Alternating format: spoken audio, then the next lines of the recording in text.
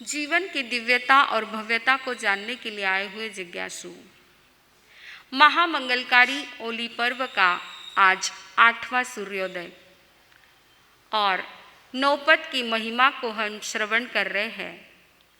नवकार मंत्र में पहला शब्द है नमो। नमो यानी यह विनय धर्म का बीज है।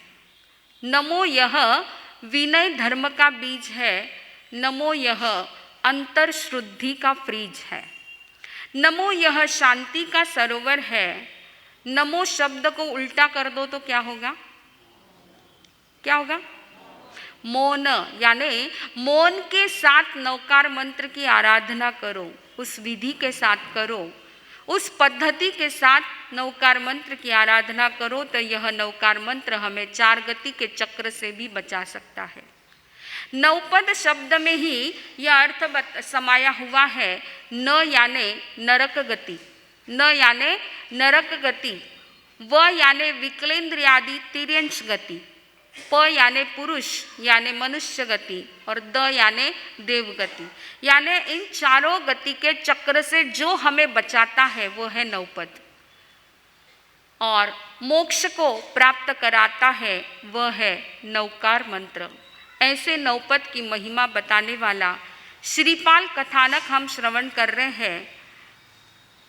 श्रीपाल की जीवन गाथा को हम सुन रहे हैं। एक नवकार मंत्र में इतनी ताकत। श्रीपाल मात्र एक नवकार मंत्र बोलते हैं और एक जहाज को लात मारते हैं तो 500 की 500 जहाजें चलने लगी।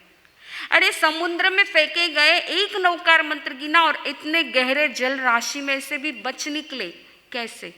उनका एक नवकार मंत्र भी इतना प्रभावशाली कैसे बन गया? हम तो यहाँ रोज की पता नहीं कितनी माला फेर लेते हैं, कितने ही लाखों की संख्या में जाप हो गया होगा, लेकिन वो प्रभाव नहीं दिखा जो श्रीपाल के मात्र एक नवकार मंत्र में प्रभाव आया। कहाँ से आया इतना प्रभाव? इतनी शक्ति आई तो कैसे आई?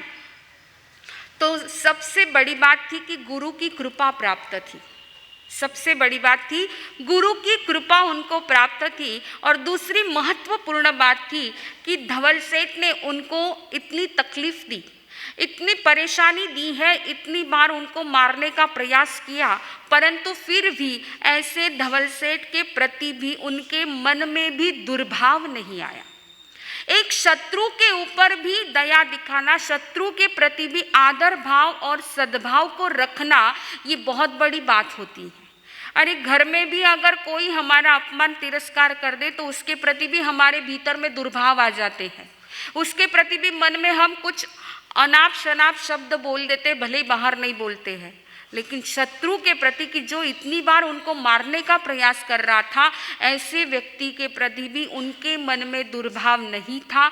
बस इस सात्विकता के कारण, इस उदारता और विशालता के कारण उनका नवकार मंत्र इतना प्रभावशाली हो गया कि एक नवकार मंत्र भी इतना बड़ा चमत्कार दिखा दे।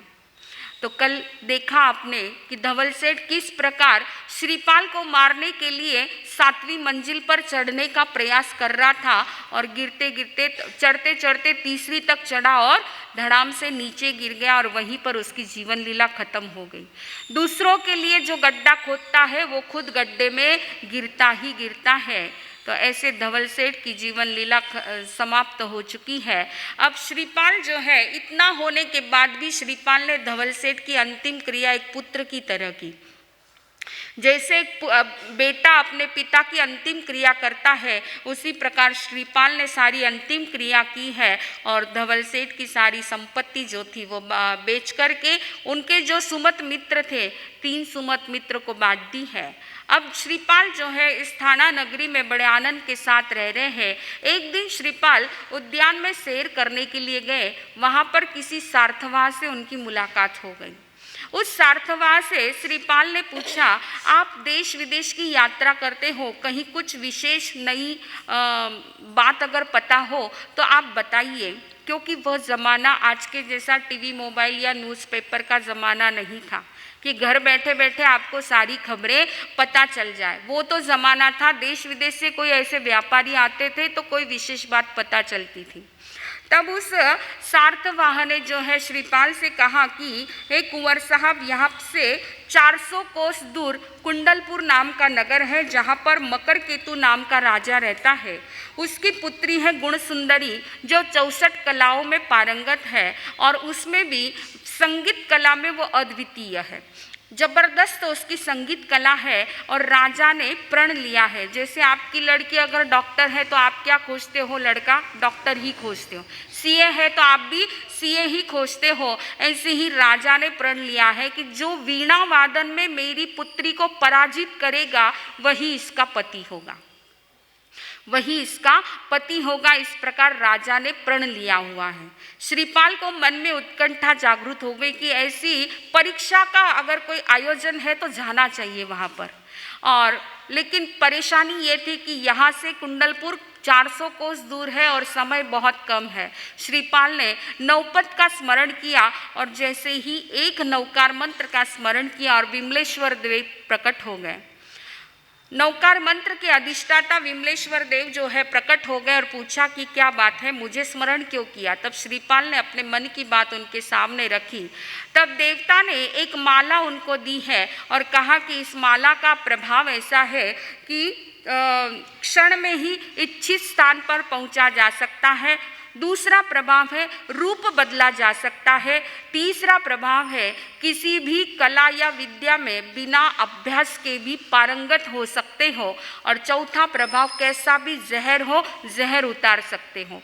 ऐसा यह देवता द्वारा दिव्य माला श्रीपाल को मिल चुकी है। देवता अंतर्धान हो चुके हैं।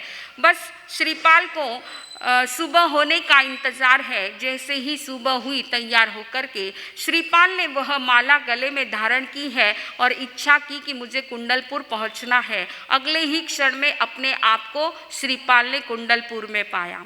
यहाँ आकर के देखते हैं तो सभी देश विदेश से राजा राजकुमार सभी आए हुए हैं और जो देखो वो हाथ में वीणा लेकर के घूम रहा है।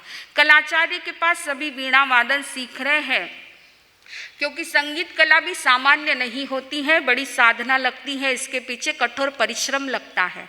तो ऐसी वीणा वादन सभी सीख रहे हैं। श्रीपाल को मजाक सूझी। श्रीपाल ने अपना रूप बदल लिया है, बिल्कुल एक बौना सा रूप ले लिया है और होठ बड़े बड़े, दांत बाहर निकले हुए, सिर त्रिकोणी, बाल बिखरे हुए, अलग टाइप के बाल, काला कलूटा रूप। ऐसा रूप लेकर के श्रीपाल वीणा लेकर के कहाँ पहुँचे? कलाचार्य के पास। वहाँ पहुँचे तो बहुत सारे राजा राजकुमार वहाँ पर वीणा वादन सीख रहे हैं। श्रीपाल भी वहाँ पर जाने लगे तो एक राजकुमार ने पूछा, ए बोने, तू यहाँ कहाँ जाता है? तू यहाँ क्यों आया है? तब श्रीपाल ने कहा, जिसके लिए तुम आए उसके लिए मैं आया हूँ। तो लोग सब हंसने लगे। अरे रूप तो देखो खुद का, और राजकुमारी से परीक्षा देने के लिए यहाँ पर आया है। परंतु श्रीपाल को तो मात्र मजाक करनी थी। श्रीपाल कुछ बोले नहीं, कलाचार्य के पास गए। कलाचार्य भी हंसने लगे। तब श्रीपाल ने एक रत्न जड़ित खड़ग उनको भेंट दी और सीखने के लिए बैठे।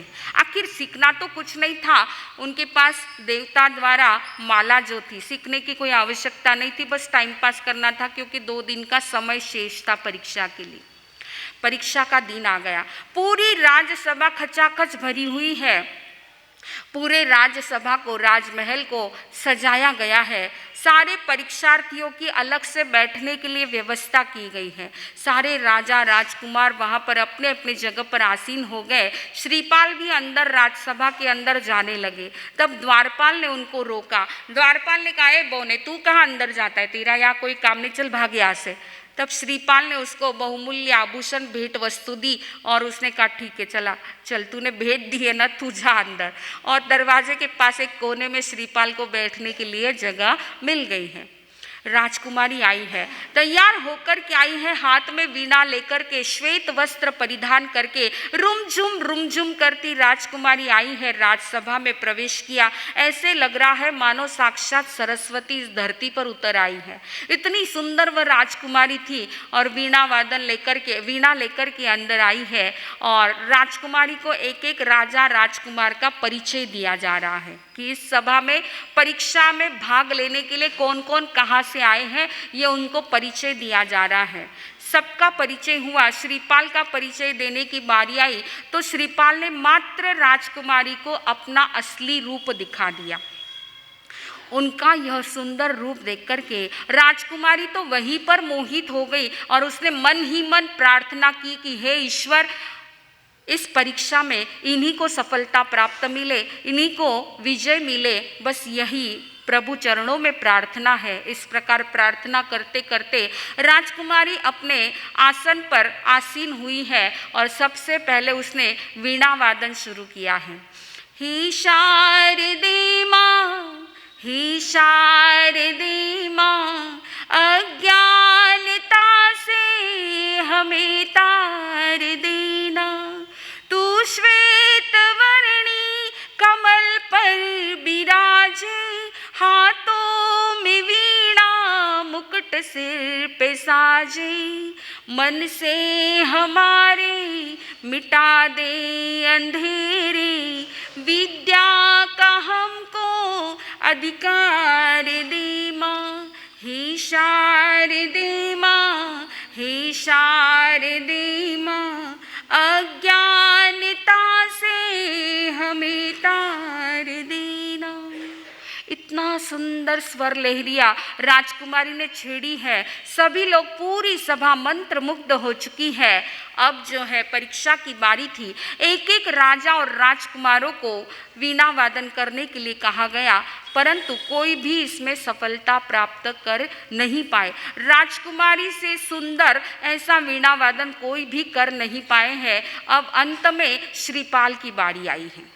श्रीपाल को भी वीणा दी गई तो पहले तो बताया ये वीणा बराबर नहीं, इसके तार बराबर नहीं है। आखिर राजकुमारी ने अपनी वीणा दी, ठीक है आप ये वीणा लीजिए, इसको बजाइए। तब श्रीपाल ने नवपद का स्मरण किया है और वीणा वादन शुरू किया है। ऐसा वीणा वादन शुरू किया कि पूरी सभा का रंग बदल चुका है।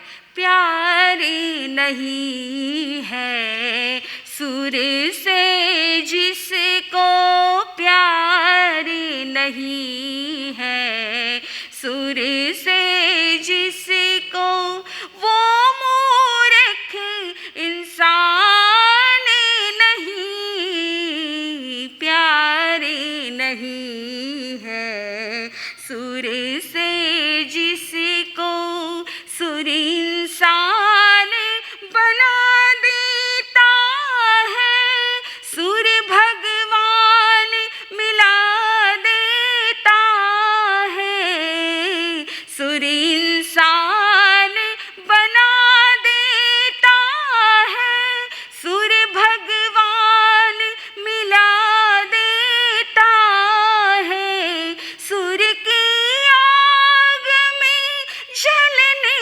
वाले परवाने नादान नहीं, प्यारे नहीं है सुर से जिसको, प्यारे नहीं है सुर से जिसको।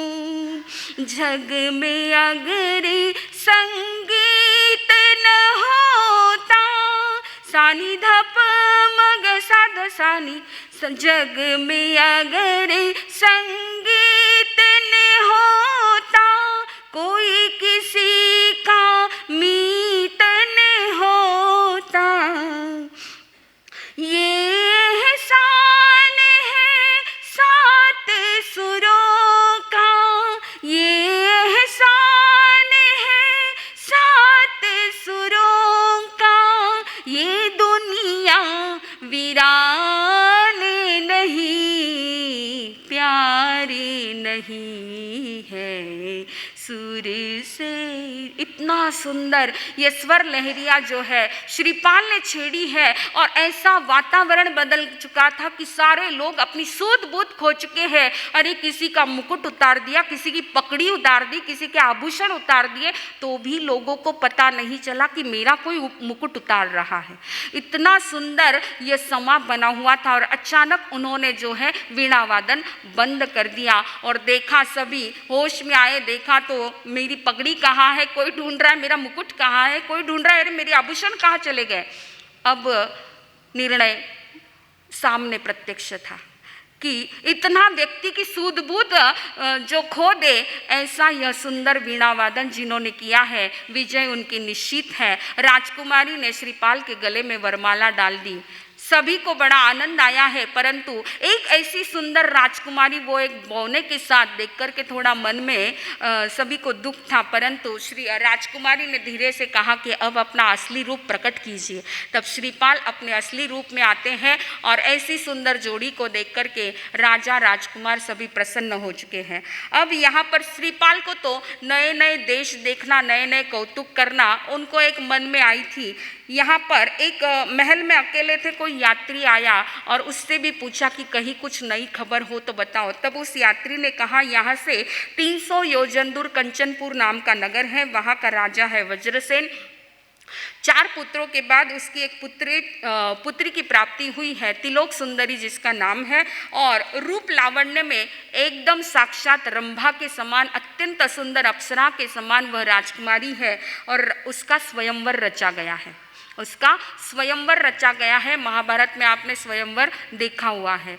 तो श्रीपाल भी यहाँ पर माला के प्रभाव से पहुँच गए और यहाँ पर भी एक कौतुक करना, कुछ तो भी अलग नया करना, इस हिसाब से उन्होंने यहाँ पर भी फिर से बौने का रूप धारण किया है और अंदर प्रवेश करने लगे। यहाँ पर भी इसी प्रकार द्वारपाल ने उनको रोका तो उसको आभूषण आदि भेंट देकर के अंदर प्रवेश पाया है और राजकुमारी वरमाला लेकर के आई है। सारे राजा राजकुमारों का परिचय उसको दिया जा रहा है। जहाँ पर श्रीपाल खड़े थे वहाँ पर एक खंबा था और खंबे के ऊपर सोने की पुतली थी। उस पुतली ने, श्रीपाल नहीं बोल रहे हैं, लेकिन जैसे ही राजकुमारी वरमाला लेकर के आई है वह पुतली कहती है, राजकुमारी यदि बुद्धिमान हो तो इसी के गले में वरमाला डाल दे। और राजकुमारी ने उसके गले में वरमाला डाल दी।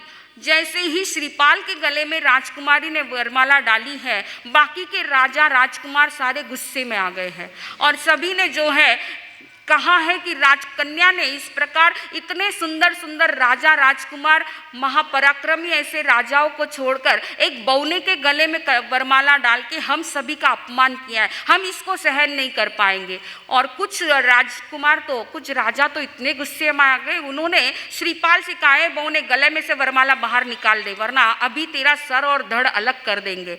तब श्रीपाल ने भी करारा जवाब दे दिया, अब तिलोक सुंदरी मेरी पत्नी है और परदारा पर नजर रखना घृणित कार्य है, पाप कार्य। हिम्मत है तो आ जाओ, हिम्मत है तो आ जाओ सामने। और सभी राजा राजकुमार अपना अपना शस्त्र लेकर के खड़े हो गए हैं। इधर श्रीपाल अकेले हैं, लेकिन फिर भी सभी को अपने जान की चिंता हो गई। आखिर कन्या के पिता ने उस युद्ध भूमि जो बन चुकी थी, रंगभूमि थोड़ी देर के लिए युद्ध भूमि बन चुकी थी, सबको शांत किया है और कहा कि आप इस रूप में कोई भी हो, आप अपना असली रूप प्रकट कीजिए। तब श्रीपाल ने अपना असली रूप प्रकट किया। तब सभी राजा राजकुमार जो है शर्मिंदा हो गए और खुश हो गए कि चलो यह एक सुंदर अनुपम जोड़ी तैयार हो चुकी है। इस प्रकार यहाँ पर जो है श्रीपाल कंचनपुर नगर में थे। एक दिन स्वर्ग सा सुख यहाँ पर भोग रहे हैं। एक दिन उनकी किसी यात्री से भेंट हो गई और इसी प्रकार उसको भी पूछा कि कोई नई खबर हो तो बताओ। तब उस यात्री ने कहा, दलपत्तन नाम का नगर है, धरापाल जहाँ का राजा है, उनकी पुत्री है श्रृंगार सुंदरी। श्रृंगार सुंदरी और उसकी 5 सखियाँ हैं। उसकी 5 सखियाँ हैं, पाँचों ही जैन धर्म को मानने वाली थी।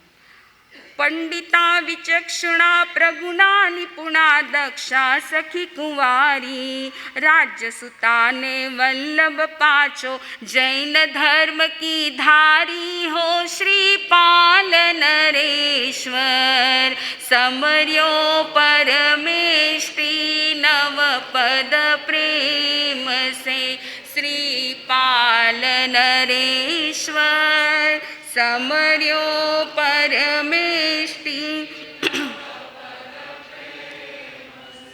श्रृंगार सुंदरी और उसकी पांचों सहेलियों ने मिलकर के प्रण किया है कि जो हमें शास्त्रार्थ में पराजित करेगा वही हमारा पति होगा।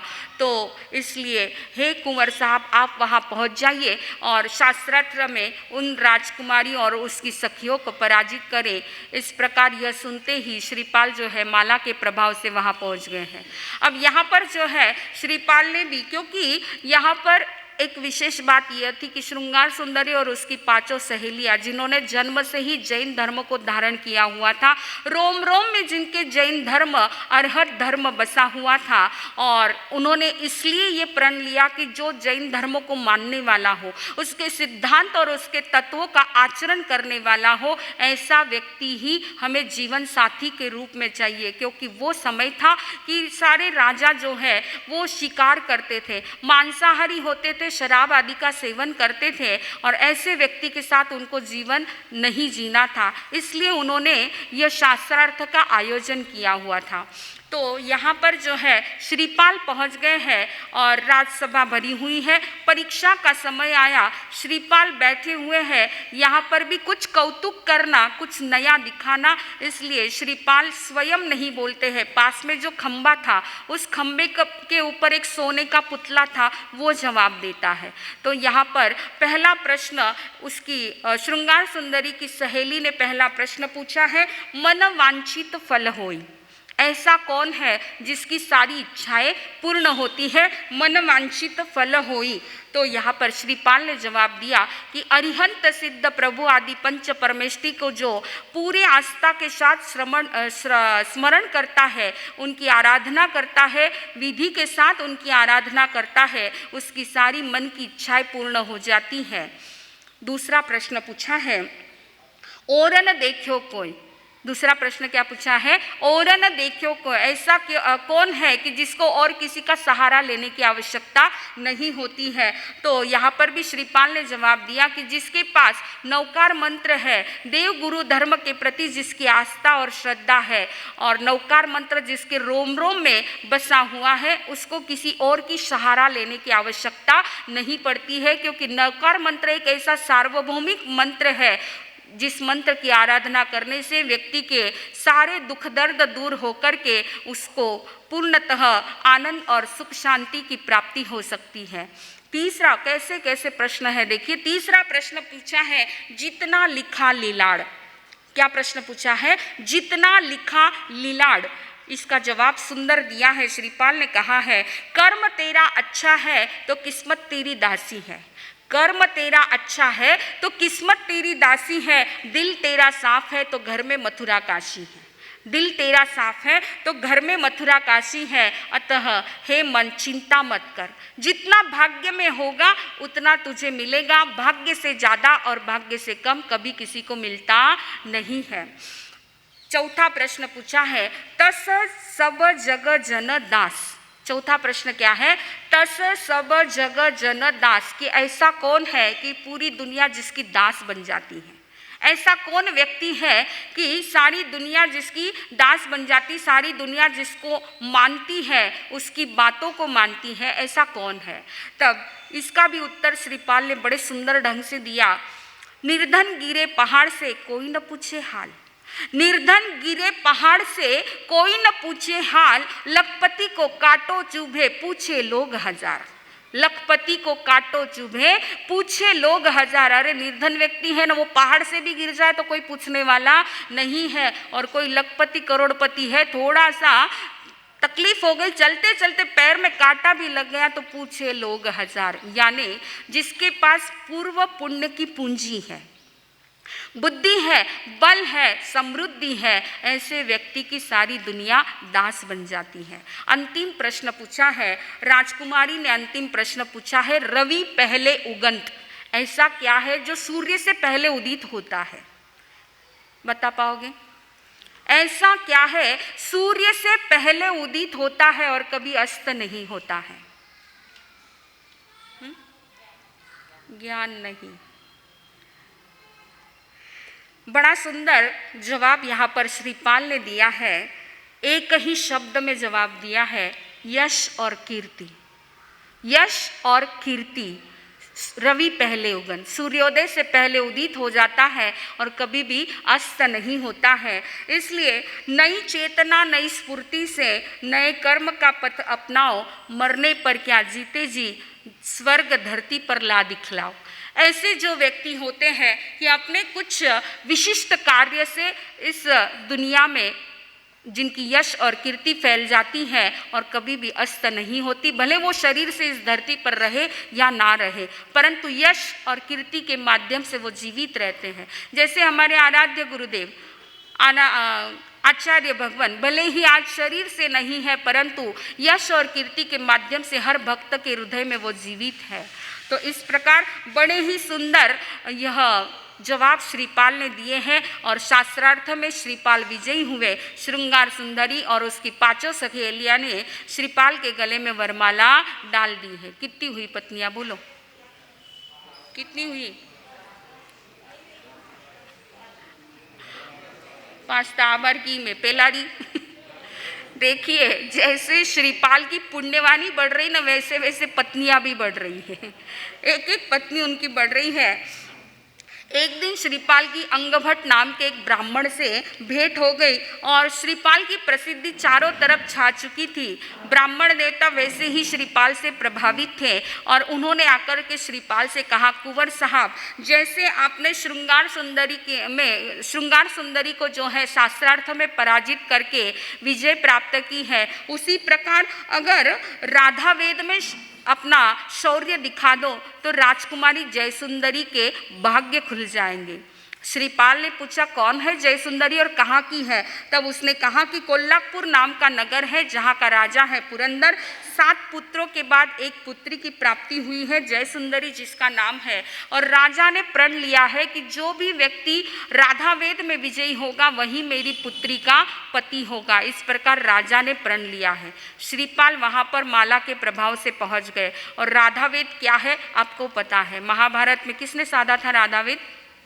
एक ही पूरे भारतवर्ष में एक ही व्यक्ति था जिसने राधा वेद साधा था। कौन था? अर्जुन। महाभारत की सीरियल में आपने देखा होगा राधा वेद किस प्रकार होता है और अर्जुन ने किस प्रकार ये राधा वेद को साध कर के विजयी बने हैं। एक कढ़ाई में तेल होता है, उबलता तेल होता है, एक खंबा होता है, खंबे के ऊपर एक चक्र घूमता है, उस चक्र के ऊपर एक छोटी सी पुतली रहती है। राधा वेद साधने वाले को नीचे देखना है, उस तेल में देखना है और तीर ऊपर छोड़ना है। ऊपर देखना नहीं है, नीचे देखना है और नीचे से तीर ऊपर छोड़ना है। वो घूमते हुए चक्र के ऊपर जो पुतली घूम रही है उसकी दाई आंख में वो तीर लगना चाहिए। इसको कहते हैं राधा वेद।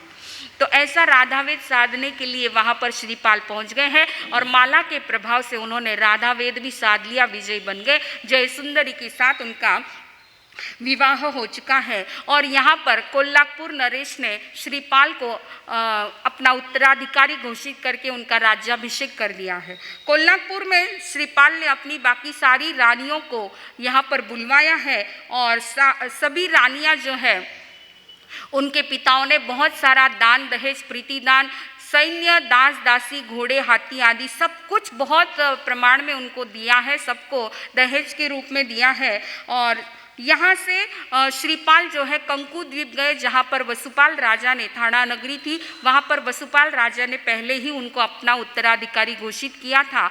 तो श्रीपाल वहाँ पर पहुँचे हैं, वहाँ पर उनका राज्याभिषेक होता है। और यहाँ पर आने के बाद एक दिन जो है श्रीपाल को याद आ गई। किसकी याद आई? अरे मारो नाव नहीं लियो, पहला महिला रो नाव ले थे, है ना? माँ की याद नहीं आई क्या? पहले मैना सुंदरी की याद आई है। क्यों याद आई है? क्योंकि उसी के अनंत उपकार रहे हैं। श्रीपाल को इतनी असाध्य बीमारी से जो स्वस्थ कराने वाली मैना सुंदरी थी, इसलिए श्रीपाल को मैना सुंदरी की और माता की याद आ गई है और श्रीपाल का चेहरा चिंतित हो गया है। श्रीपाल सोच रहे हैं कि इतने 12 बरस हो गए, अब समय भी निकट आ चुका है और अभी इतना दूर हूँ, कैसे पहुँचूँगा? माँ और मैना से मिलना है, कैसे पहुँचूँ? पहुंचूंगा, चेहरे पर उदासी छा गई है। रानियों ने देखा तो रानियों ने पूछा, नाथ क्या बात है, हमेशा चेहरा प्रसन्न खिला हुआ रहता है, आज ये चिंता, कुछ पीड़ा है, कुछ शरीर में अस्वस्थता है आपको? तब कहा कि नहीं, शरीर में अस्वस्थता नहीं है, परंतु मुझे याद आ गई है माता कमल प्रभा की और मैना सुंदरी की याद आ गई है। तब रानियों ने कहा, ये तो बहुत अच्छी बात है, हम भी तो उनसे मिलना चाहती, हमारी बड़ी बहन और सासू माँ से हम भी तो मिलना चाहती है। तो श्रीपाल ने कहा कि बहुत अच्छी बात है, चलिए हम लोग तुरंत जो है उज्जैनी की ओर प्रयाण करेंगे। और श्रीपाल जो है सारी रानियों को लेकर पूरे दल बल सैन्य के साथ यहाँ से उनकी दिग्विजय यात्रा निकली है और सभी को लेकर के उज्जैनी की ओर उनका पदार्पण हो रहा है। शुभ मुहूर्त देख करके उज्जैनी की ओर पदार्पण हो रहा है। पूरे रास्ते में जहाँ जहाँ पर रुकते हैं, जिस जिस देश या राज्य के पास रुकते हैं, उस राजा को पता चल जाता है तो राजा वहाँ पर आकर के भेंट वस्तु देकर के उनकी अधीनता स्वीकार कर लेते हैं। इस प्रकार श्रीपाल जो है एक चक्रवर्ती सम्राट की तरह उनकी यह दिग्विजय यात्रा चल रही है। चलते चलते श्रीपाल सोपारकपुर नगर में आए हैं और यहाँ का राजा था महासेन, वो श्रीपाल से मिलने के लिए नहीं आया है। श्रीपाल को आश्चर्य लगा कि सभी जहाँ जहाँ पर भी रुका हूँ सभी राजा मुझे मिलने के लिए आते हैं, भेंट वस्तु देकर के अपनी अधीनता स्वीकार कर रहे हैं, यहाँ का राजा मुझे मिलने के लिए क्यों नहीं आया? मंत्री जी जाकर के तलाश कीजिए कि राजा क्यों नहीं आया, कारण क्या है। तब मंत्री ने जाकर के पूछताछ करवाई है और आकर के श्रीपाल से कहा कि राजन, यहाँ का राजा है कोल्हापुर नगर है, सोपारकपुर नगर है और यहाँ का राजा है महासेन। महासेन की एक पुत्री है तिलक सुंदरी, वह कुछ दिन पहले उद्यान में खेलने के लिए गई थी और वहाँ पर एक बहुत जहरीले सर्प ने उसको काट लिया है। काफ़ी उपचार किए परंतु सफलता प्राप्त नहीं हुई, आखिर उसको मृत घोषित किया है और उसकी स्मशान यात्रा चल रही है, इसलिए राजा आपको मिलने के लिए बाहर नहीं आया है। यह सुनते ही श्रीपाल ने कहा, मंत्री जी जाकर के उनसे सबसे पहले कहो कि वहीं पर रुक जाए, आगे यात्रा स्मशान यात्रा आगे ना बढ़ाए, मैं ना आऊँ जब तक वो वहीं पर रुके। श्रीपाल वहाँ पर पहुँच गए हैं और देव प्रदत्त जो माला थी, माला को एक कटोरे में पानी लेकर के उस माला को पानी में डाला है और नौपत का स्मरण किया है। अरिहंत नमो सिरि सिद्ध नमो आचार्य नमो उपाध्याय नमो सब संतन को कर जोड़ नमो सद्गुरु साने बारंबार नमो। नौपत का स्मरण किया और माला से भिगे हुए उस पानी को लेकर के उस राजकुमारी के ऊपर छिड़का है। जैसे ही पानी उसके ऊपर छिड़का वो ऐसे उठ कर के बैठी है मानो नींद में से सपने से जागी हुई हो। यह देख कर के सभी चारों तरफ जो है हर्ष छा गया है। राजा को बड़ा आश्चर्य लगा कि मेरे इतने बड़े बड़े राजवैद्य भी इस जहर को उतार नहीं पाए और इन्होंने जो है ये सब नौपत का प्रभाव था। ऐसे नौपत के प्रभाव से राजकुमारी तिलक सुंदरी जो है जीवित हो चुकी है, उसको जीवनदान मिला है और आगे की घटना आप जानते हैं। जिसने जीवन दान दिया उसी के साथ राजा ने उसको सौंप दिया है। इसका ये कितवी थी? 13वीं थी। इस प्रकार 13 विवाह श्रीपाल के हो चुके हैं। अब यहाँ से जो है उनकी दिग्विजय यात्रा चलते चलते उज्जैनी पहुँच चुकी है। उज्जैनी नगरी में आकर के उज्जैनी नगरी के बाहर उन्होंने अपना पड़ाव डाल दिया है और पूरी उज्जैनी नगरी को घेर लिया है। पूरी उज्जैनी नगरी को घेर लिया है। राजमहल में खबर पहुंच गई कि पता नहीं कौन बहुत बड़ा राजा यहाँ पर आया है जिसका सैन्य दल बल बहुत ज़्यादा है और पता नहीं अब क्या होगा, पता नहीं अब क्या होगा। इधर श्रीपाल जो है रात का समय और रात के समय में अदृश्य रूप से राजमहल में पहुंच चुके हैं खोज खबर लेने के लिए कि मेरे पीछे क्या चल रहा था, जानने के लिए वहां पर पहुंच गए हैं। और जिस कमरे में माता कमल प्रभा और मैना सुंदरी थे वहां पर अदृश्य रूप से दरवाजे के पीछे श्रीपाल खड़े हैं। इधर सास बहू का वार्तालाप चल रहा है। माता कमल प्रभा मैना सुंदरी से कह रही है, बहू पता नहीं अब कौन राजा, सुना है हमारी उज्जैनी को किसी राजा ने आकर के घेर लिया है और बहुत बड़ा बलशाली राजा है, उसका सैन्य भी बहुत ज़्यादा है। अब तो तुम्हारे पिता में भी इतनी ताकत नहीं रही कि वो उसको पराजित कर सके।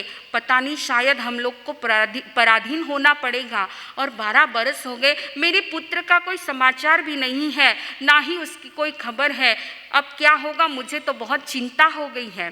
तब मैना सुंदरी कहती है, माताजी आप चिंता मत कीजिए, आप नौपत का स्मरण कीजिए, नौपत के स्मरण से सब कुछ अच्छा हो जाएगा।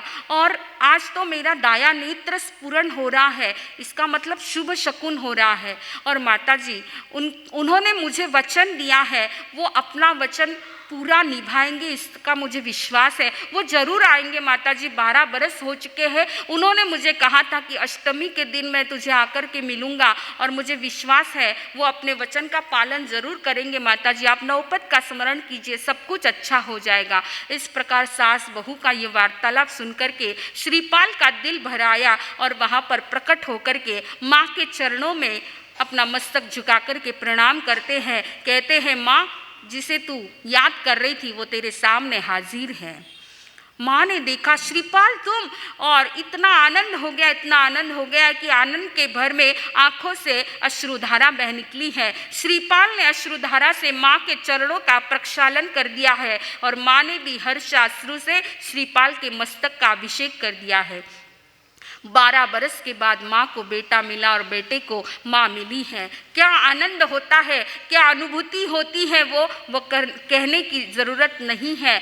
उस अनुभूति को, उस आनंद को शब्दों में व्यक्त नहीं कर सकते हैं। तब माता ने श्रीपाल को बहुत भर भर के आशीर्वाद दिए। मैना ने भी चरण रज पति की ली है और श्रीपाल ने कहा कि अब आपको मैं जो है अपने तंबू में लेकर के जाता हूँ। श्रीपाल अपनी माता को कंधे पर बिठाया है, मैना सुंदरी को साथ में लिया है और दोनों को लेकर के तंबू में पहुँचे हैं। राज्य के बाहर जहाँ उन्होंने पड़ाव डाला था वहाँ पर पहुँचे हैं। माता को एक सिंहासन पर बैठाया, मैना सुंदरी को सिंहासन पर बैठाया और बाकी की सारी रानियाँ वहाँ पर आती हैं। श्रीपाल सभी रानियों का, एक एक रानियों का परिचय दे रहे हैं कि ये कहाँ की हैं, कौन से राजा की बेटी है और किस प्रकार इनकी प्राप्ति हुई है, ये सारा परिचय दे रहे हैं।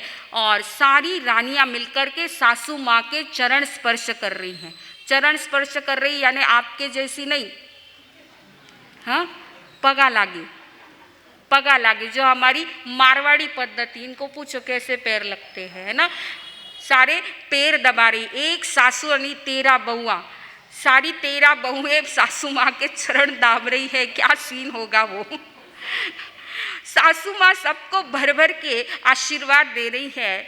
और अब जो है श्रीपाल ने कहा, मैना ये सब तुम्हारे उपकारों का प्रतिफल है, नौपत का यह प्रभाव है और गुरु भगवान की यह असीम कृपा है, उसी का ये सुफल आज यह दिन हमें देखने को मिला है। बस अब कल मैं तुम्हारे पिता से मिलना चाहता हूँ। मैना तुम्हारे पिता से मैं मिलना चाहता हूँ। किस पद्धति से मिला जाए, यह तुम जैसे कहोगी उस पद्धति से तुम्हारे पिता से मैं मिलूँगा। अब मैना सुंदरी कौन सी पद्धति क्या बताती है, किस प्रकार अपने पिता से वह मिलवाती है, क्योंकि मैना को भी वह दिन याद आ रहा है।